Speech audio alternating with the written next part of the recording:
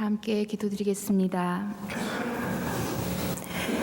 사랑의 하나님, 매섭게 추운 날씨에도 주님을 사모하여 이 성전에 많은 분들이 나왔습니다. 하나님, 이 이른 아침 저희들 이 모습 이대로 주님께 나아갑니다. 세상이 주는 모든 근심과 걱정 그리고 두려움 등을 주님께 온전히 내려놓습니다. 또한 우리가 알지 못하는 깊숙이 숨어있는 무거운 짐들까지 모두 이 예배를 통하여 주님께 내려놓습니다. 오늘 주시는 말씀과 기도를 통하여 저희가 마음의 쉼과 평안을 경험케 하시며 우리의 믿음이 더욱더 강건하여지는 역사가 일어나게 하옵소서. 말씀을 전하는 자와 듣는 이의 모든 입술의 모든 말과 마음의 묵상이 주께 연락되기를 소망하며 이 모든 말씀 우리 주 예수 그리스도의 이름으로 기도드렸습니다. 오늘 우리에게 주시는 하나님의 말씀은 로마서 1장 16절과 17절의 말씀입니다. 로마서 1장 16절과 17절의 말씀입니다. 저희들이 말씀이 짧으니 다 함께 한 목소리로 읽도록 하겠습니다. 나는 복음을 부끄러워하지 않습니다. 이 복음은 유대 사람을 비롯하여 그리스 사람에게 이르기까지 모든 믿는 사람을 구원하는 하나님의 능력입니다. 하나님의 의가 복음 속에 나타납니다. 이 일은 오로지 믿음에 근거하여 일어납니다. 이것은 성경에 기록된 바 의인은 믿음으로 살 것이다 한 것과 같습니다. 아멘. 주실 말씀 기대하면서 잠시 묵상 기도 드리겠습니다.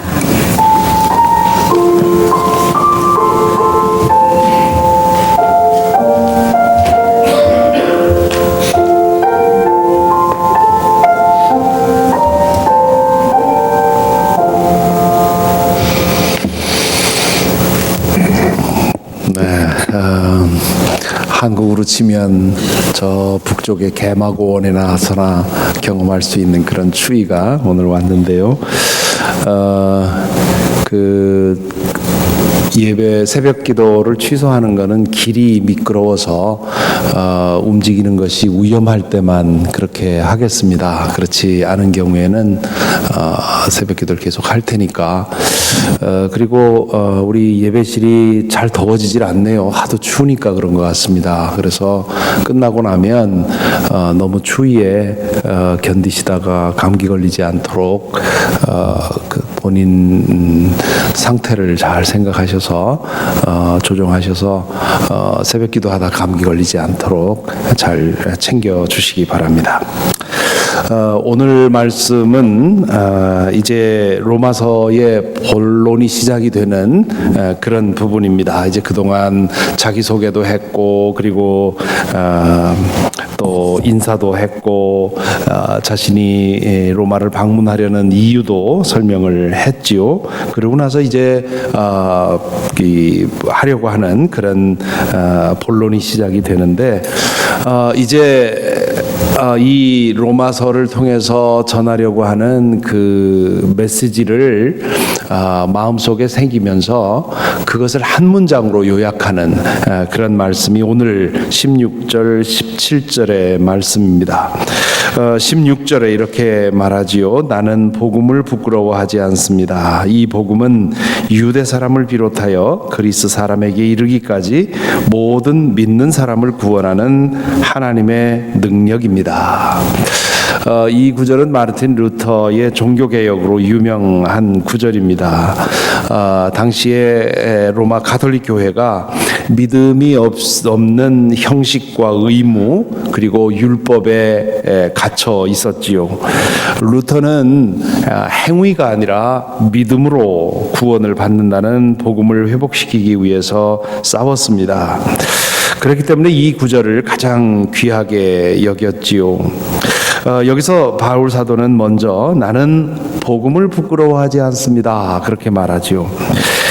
이렇게 말하는 이유는 복음을 부끄러워하게 되는 이유가 있다는 얘기지요. 또 복음을 부끄러워하는 사람들이 많이 있었다는 얘기지요. 왜 복음을 부끄러워했을까요? 사실 그 당시에 이 심오한 그리스 로마 철학에 비해서 복음은 너무도 단순해 보이지요. 복음이 나왔을 때 이미 수백 년 전에 소크라테스와 플라톤과 아리스토텔레스 등 많은 그리스 로마 철학자들이 나와서 이 그리스 철학을 아주 깊게 그렇게 발전을 시켰습니다. 그것에 비하면 예수 그리스도의 복음이라고 하는 건 너무 유치해 보일 수 있습니다. 또한 방대한 유대교 율법 체계에 비하면 복음은 아주 차원이 낮은 것일 수 있습니다. 모름지기 인간을 구원할 만한 그런 교리라면 율법 정도는 돼야 된다. 혹은 철학이라면 그리스 철학 정도는 돼야 인간을 구원할 수 있지. 어떻게 그 한 사람에게 일어난 그 단순한 사건을 가지고 복음이라고 하느냐, 그렇게 생각을 할 수 있는 것이지요. 게다가 이 예수님의 복음에는 십자가가 있습니다. 십자가가 중심이지요. 십자가는 로마 제국이 발명한 가장 잔인무도한 형틀입니다. 그래서 일벌백계가 필요한 중죄인, 특히 로마 정부의 반역을 꾀한 사람들에게만 그 벌을 내렸습니다. 당시에 십자가에 달려 죽임을 당했다 하는 것은 사회에서, 그 당시 사회에서는 누구에게도 알리고 싶지 않은 그런 수치스러운 일이었습니다. 뿐만 아니라 유대인들에게는 이 십자가에 달려 죽는다는 것은 저주받았다는 뜻입니다. 신명기 21장에 의하면 나무에 달려 죽는 것은 저주받은 증거라고 얘기를 하고 있는 것이지요. 그러므로 십자가에 달려 죽임을 당한 예수님이 하나님의 아들이요 메시아라고 하는 말은 로마인들에게나 유대인들에게나 가당치 않은 말이었지요. 비웃음과 무시와 경멸당할 일이었습니다. 사도 바울은 유대교 율법에 정통한 사람이었고요. 또 다소라고 하는 아주 그 당시에 아주 발전된 그런 그 그리스 도시에서 자랐기 때문에 그리스 로마 철학에도 조예가 깊었습니다. 그럼에도 불구하고 그는 복음을 선택을 했지요. 바울은 그 이유를 이렇게 설명합니다. 복음은 모든 믿는 사람을 구원하는 하나님의 능력이기 때문입니다. 그리스 로마 철학에도 없고 율법에도 없는 것은 바로 사람을 구원하는 능력이고, 내가 원하는 것은 사람을 구원하는 능력이다. 그런 얘기지요. 우리 한국의 초대 목사님 중에 평양 대부운동으로 유명한 길선주 목사님, 그분은 구원의 도가 어디 있는지를 알기 위해서 여러 종교를 섭렵합니다. 불교에도 입문해서 입적하기도 했지요. 스님으로 입적하기도 하고, 또 도교에도 입문하기도 하고, 유교를 배우기도 하고요. 그러면서 인간을 구원할 진리가 어디 있는지를 찾다가 어디에서도 찾지 못하고 결국 이 기독교 복음을 통해서 구원의 도리를 찾은 것처럼, 바울 사도 역시 그가 예수 그리스도를 만나기 전에 그리스 로마 철학도 배웠고 또 율법도 배웠지만 거기에는 자신을 구원할 그 능력이 없다는 것을 알았던 것입니다. 그 자신이 그것을 경험을 했지요.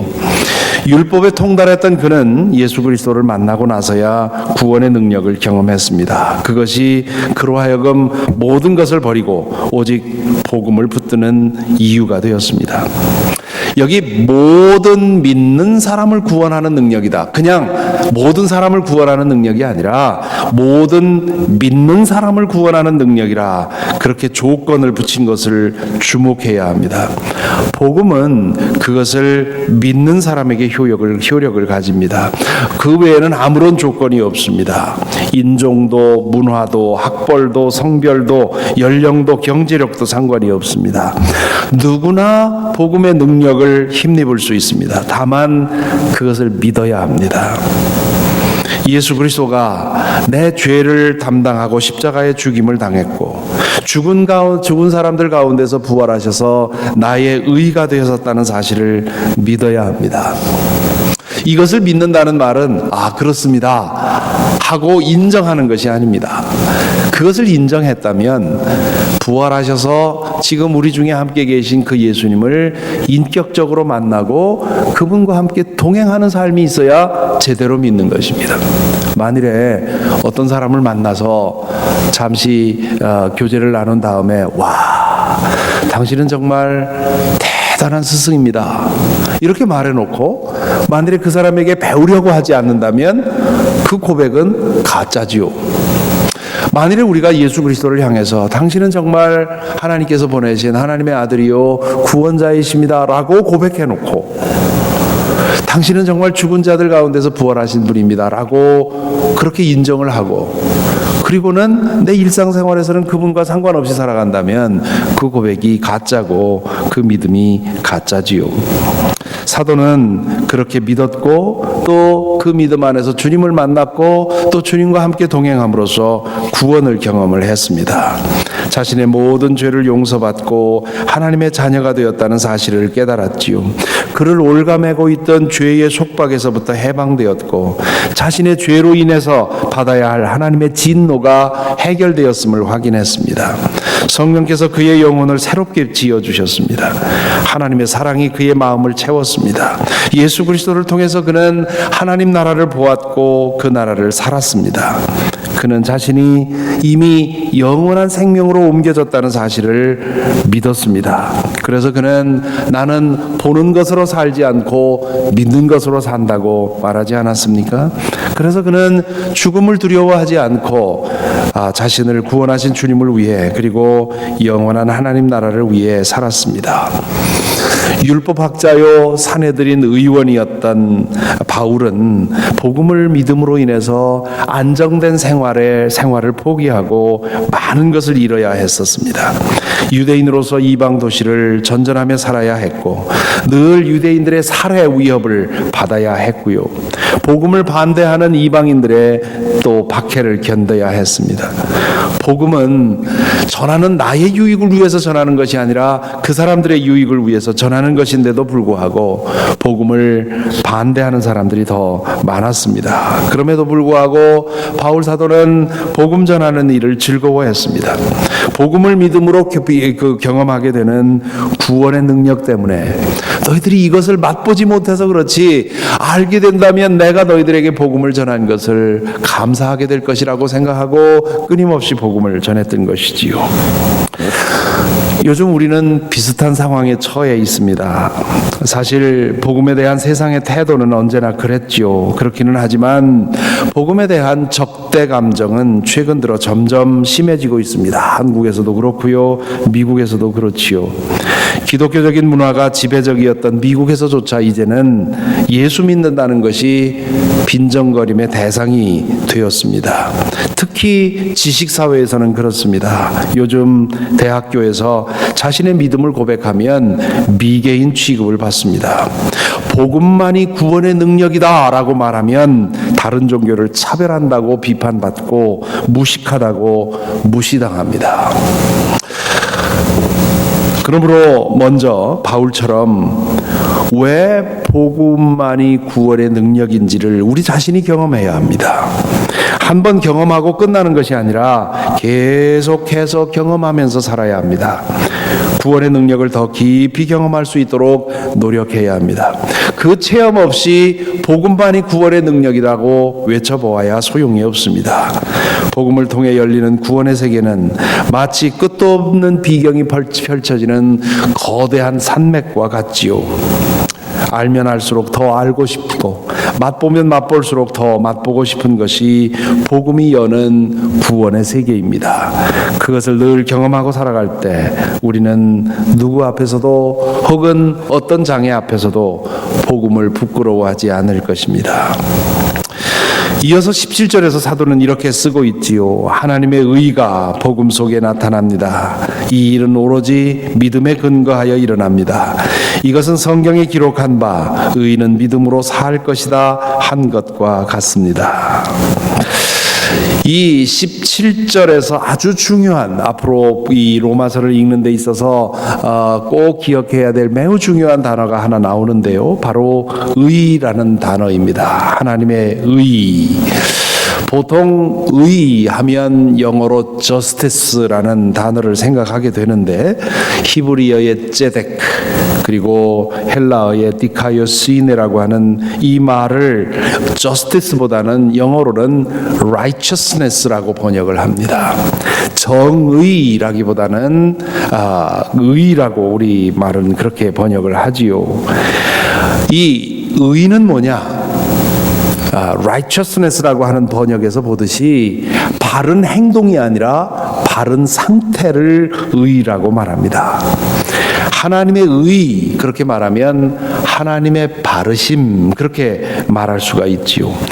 우리의 하나님은 의로우시다라는 말은 우리의 하나님은 정의롭다라는 뜻도 거기에 포함되어 있지만, 그보다 먼저 우리 하나님은 진실하고 바르고 믿을 만한 분이다, 그런 뜻입니다. 그런 분이기 때문에 그분이 행하는 것이 다 정의로운 것이지요. 하나님의 의가 복음 속에 나타납니다라는 말은 복음 안에서 하나님이 얼마나 바르고 얼마나 진실하고 얼마나 믿을 만한 분인지가 복음에서 증명되었다, 그런 얘기입니다. 하나님은 예언자들을 통해서 메시아를 보내어 구원하시겠다고 수백 년 전에 약속을 하셨습니다. 그리고 그 약속을 예수 그리스도를 보내심으로 지키셨습니다. 그렇기 때문에 이 하나님은 믿을 만한 분이다 하는 것이 드러났다는 얘기지요. 뿐만 아니라 예수 그리스도를 통해서 하나님이 얼마나 진실하고 바르시며 믿을 만한 분인지가 더욱 선명하게 드러났습니다. 십자가와 부활의 사건을 통해서 하나님이 당신을 위해, 당신의 뜻을 위해 생명을 바친 예수님을 죽은 자들 가운데서 부활하신 그 사건을 통해서 하나님은 정말 바르시고 진실하시고 믿을 만한 분이라는 사실이 더 확인이 된 것입니다. 그 다음에 이 일은 오로지 믿음에 근거하여 일어납니다 라고 되어 있는데요. 개역 성경을 에서는 믿음에서 믿음에 이르게 하나니, 그렇게 되어 있습니다. 그게 직역한 것이지요. 헬라어의 그 표현은 믿음으로부터 믿음에, 그렇게 되어 있습니다. 이게 무슨 뜻인지에 대해서는 학자들 사이에 의견이 분분합니다. 믿음을 두 번이나 사용한 것은 강조법일 수 있다 생각을 해서 오늘 우리 새번역에서는 이 하나님의 의가 복음에 나타나는 건 철두철미 믿음에 의한 겁니다, 이렇게 해석을 한 것이고요. 개역 성경에서는 믿음의 역동성을 얘기를 하고 있습니다. 믿음이라고 하는 것은 잘하는 것이라는 것이지요. 그래서 믿음이 생기면 그 믿음이 작은 믿음에서 큰 믿음으로 점점 자라가게 되어 있다, 그런 뜻으로 믿음에서 믿음에 이르게 한다, 그렇게 말을 합니다. 제가 볼 때는 개역 성경의 번역이 해석이 더 옳을 것이라고 생각을 합니다. 존 웨슬리, 우리 감리교회 창시자인 존 웨슬리 목사님은 믿음에서 믿음으로 이르는 과정, 처음에 예수 그리스도를 주님으로 영접한 그 초보적인 믿음으로부터 바울 사도가 말한 대로 나는 보는 것으로 살지 않고 믿는 것으로 산다, 이렇게 말할 정도로 깊은 신앙에 이르는, 이렇게 믿음으로부터 시작하지만 그 믿음이 점점 자라서 더 깊은 믿음에 이르는 이 과정을 네 가지 용어로 정리를 했습니다. 우리가 믿기 이전에 하나님은 먼저 우리의 구원을 위해서 모든 것을 다 준비해 주셨습니다. 그것을 가리켜서 선행은총이라 그렇게 말합니다. 우리가 아직 죄인 되었을 때에 그리스도께서 십자가에 달려 돌아가셔서 우리의 구원을 위한 모든 것을 준비해 주셨다는 것이지요.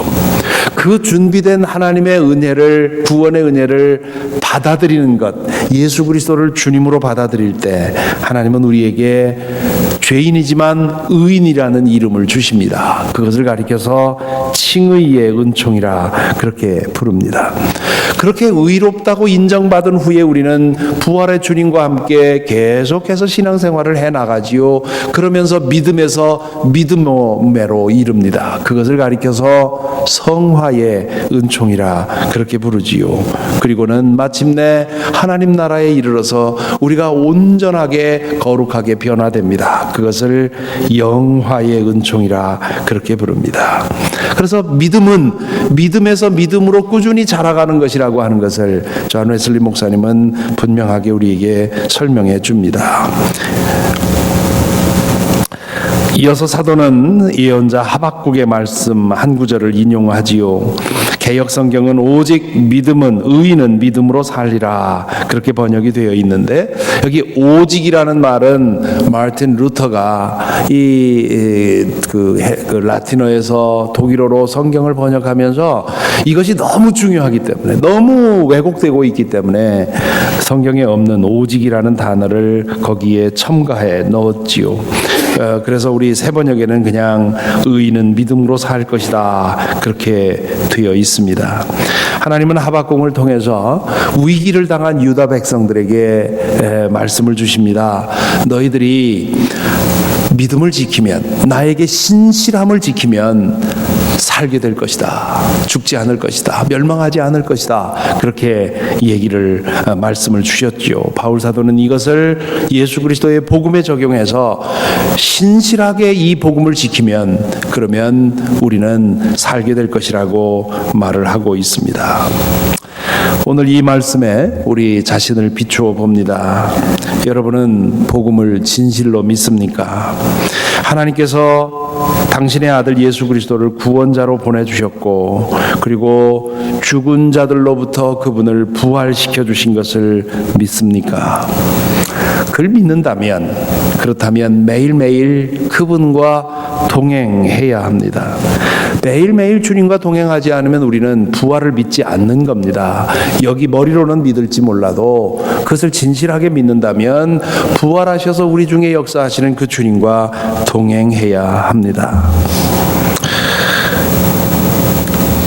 예수 그리스도가 하나님의 보내주신 구원자라고 믿는다면 부활하신 주님과 동행하며 그러한 삶을 통해서 구원의 능력을 매일같이 경험해야 합니다. 그래야만 우리는 누구를 만나든지 겸손하게, 그러나 자신 있게 복음만이 구원의 능력이라고 증거할 수 있을 것입니다.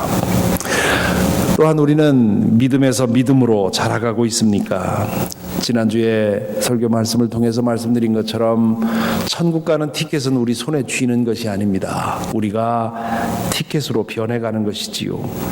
복음을 믿고 예수 그리스도를 주님으로 영접하는 것은 믿음의 시작일 뿐입니다. 아마존 정글과 같은 거대한 미답지에 발을 내딛는 것과 같지요. 우리는 목숨이 다하는 순간까지 믿음에서 믿음으로 자라가야 합니다. 그럴 때 우리는 더 깊은 구원의 능력을 경험할 것이고, 그럴수록 우리는 복음을 부끄러워하지 아니하고 복음을 전할 수 있게 될 것입니다. 이 구원의 능력을 경험하는 하루가 되기를 간절히 바랍니다. 기도하겠습니다. 잠시 눈 감고 우리의 믿음을 돌아봅시다. 여러분은 어떻습니까? 복음을 부끄러워하고 있는 것은 아닙니까? 복음을 알지 못하는 사람들에게 입을 열어 복음 전하는 것을 부끄러워하고 주저하고 또한 피하는 것은 아닙니까?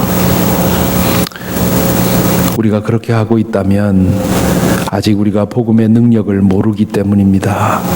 그 복음의 능력을 충분히 경험하지 못했기 때문입니다. 내가 어떤 약을 통해서 죽을 병에서 살아났다면, 그렇다면 그 같은 병에 걸린 사람을 보고 간절히 이 약 좀 먹어보라고 우리는 말하게 되지 않습니까? 우리가 예수 그리스도를 통해서, 그 복음을 통해서 구원을 얻었다면, 그렇다면 우리가 이 복음을 부끄러워해서는 안 됩니다. 나의 유익을 위해서가 아니라 그 사람의 영원한 생명을 위해서 전해야 하는 복음이기 때문에 그렇습니다. 그러기 위해서 먼저 우리의 믿음이 작은 믿음에서 큰 믿음으로, 흔들리는 믿음에서 흔들리지 않는 믿음으로, 작은 풍파에도 흔들리는 믿음에서 뿌리가 깊은 믿음으로 그렇게 자라가야 하겠습니다. 오늘도 주님과 함께 동행함으로 믿음에서 믿음으로 자라게 하여 주옵소서. 오늘도 믿음 안에서 얻는 구원의 능력을 저희로 경험하게 하옵소서. 그리하여 누구를 만나든지 이 복음을 겸손하게 그러나 담대하게 전할 수 있도록 인도하옵소서. 우리 이 시간 기도해야 되겠습니다. 뿐만 아니라 오늘 우리의 공동의 기도 제목은 금요일, 예수께서 죽음 당하신 금요일이기에 고통받는 사람들을 기억합니다. 질병, 관계, 진학, 직업, 경제, 신분, 신앙 등의 문제로 인해서 고통받고 있는 사람들을 위해 기도하십시다. 고난을 제거해 주시고 고난으로 더 깊은 믿음에 이르게 하시도록, 또한 그런 고통을 만들어내고 있는 불의한 제도를 변화가 되기 위해서 기도하십시다. 특별히 아이시스로 인해서 참으로 무지한 고통을 받고 있는, 매일같이 살해의 위협에 시달리고 있는 이슬람권의 많은 그리스도인들을 기억해 주시기를 바랍니다. 또한 우리 교우 중에 어려움 당하고 지금 임종의 날을 기다리고 있는 이병영 집사님, 또한 투병하고 있는 배세규 집사님, 박현선 집사님, 또한 김은아 자매님, 우리가 기도해야 될 분들이 많이 있습니다. 그들을 우리 기도 중에 기억하십시다. 이 시간 이 땅에 고난받는 사람들, 우리가 아는 사람들로부터 인해 시작해서 멀리 있는 사람들, 탈북자들과 또한 이슬람권의 그 고통받는 그리스도인들과 또한 오늘 또 해직당하여 혹은 여러 가지 이유로 인해서 고통받는 사람들 기억하며 기도하십시다. 이 시간 소리를 내서 함께 기도하겠습니다. 사랑의 아버지 하나님, 오늘의 말씀을 통해서 우리의 믿음의 본질을 다시 한번 기억할 수 있도록 인도해 주신 것 감사합니다. 오 주님이여, 우리에게 복음을 알게 하시고 믿게 하셨습니다. 주님, 이 믿음을 주님께서 붙들어 주셔서 믿음에서 믿음으로 이룰 수 있도록 우리의 믿음을 성장시켜 주시옵소서. 우리가 더욱 주님께 구합니다. 주님, 더욱 주님과 함께 동행하기를 원합니다. 주님과 동행함으로 우리가 구원의 능력을 더 깊이 체험할 수 있도록 주님 인도하여 주시어서 누구를 만나든지 어떤 상황에서든지 부끄러워하지 아니하고 주님, 그 복음이 그들의 살 길임을 기억하고 담대히 입을 열어 전할 수 있는 저희들 될 수 있도록 인도하여 주옵소서. 세상은 우리를 어찌 여기든지 우리는 우리가 믿는 구원에 우리가 경험한 복음을 전할 수 있도록 인도하여 주옵소서. 아버지 하나님, 이 땅에 고통받는 이들을 주님 앞에 올립니다. 오 주님이여, 너무나도 고통이 많은 세상입니다. 아버지 하나님, 고통 없이 사는 사람이 없을 정도로 많은 고통이 많은 사람들을 짓누르고 있습니다. 아버지 하나님, 그들 중에 특별히 큰 고통 중에 있는 이들을 기억합니다. 오 주님이여, 그 한 사람 한 사람을 붙들어 주시고 인도하여 주시옵소서. 특별히 이제 언제 살해당할지 알 수 없는 위협 중에 있는 수많은 탈북 동포들, 수많은 북한의 동포들, 그리고 또한 이슬람권에서 신앙생활하고 있는 많은 그리스도인들을 기억합니다. 아버지 하나님, 그들이 우리의 형제 자매인 것을 기억할 때 우리가 그들을 위해 기도하지 않을 수 없습니다. 주님이여, 인도하여 주옵소서. 그들을 오늘 또 보호하여 주시옵시고, 주님이여, 그들이 주님의 은혜 안에서 안전하게 그들의 신앙생활을 해나갈 수 있는 그런 조건으로 주님 변화시켜 주시고 인도하여 주옵소서. 나는 복음을 부끄러워하지 아니하노니 이 복음은 모든 믿는 사람에게 구원이 됨이라. 오 주님, 이것이 우리의 고백되게 하여 주옵소서. 우리의 믿음을 부끄러워하지 않게 하시고, 주님, 우리가 왜 믿는 것인지, 믿음을 통해서 우리가 어찌 되었는지 나를 보라고 말할 수 있도록 주님, 오늘도 주님과 함께 동행함으로 구원의 능력이, 구원의 그 힘이 우리 삶에서 역동할 수 있도록 주님 오늘도 붙드시고 인도하여 주옵소서. 우리 주 예수 그리스도 이름으로 기도하옵나이다. 아멘.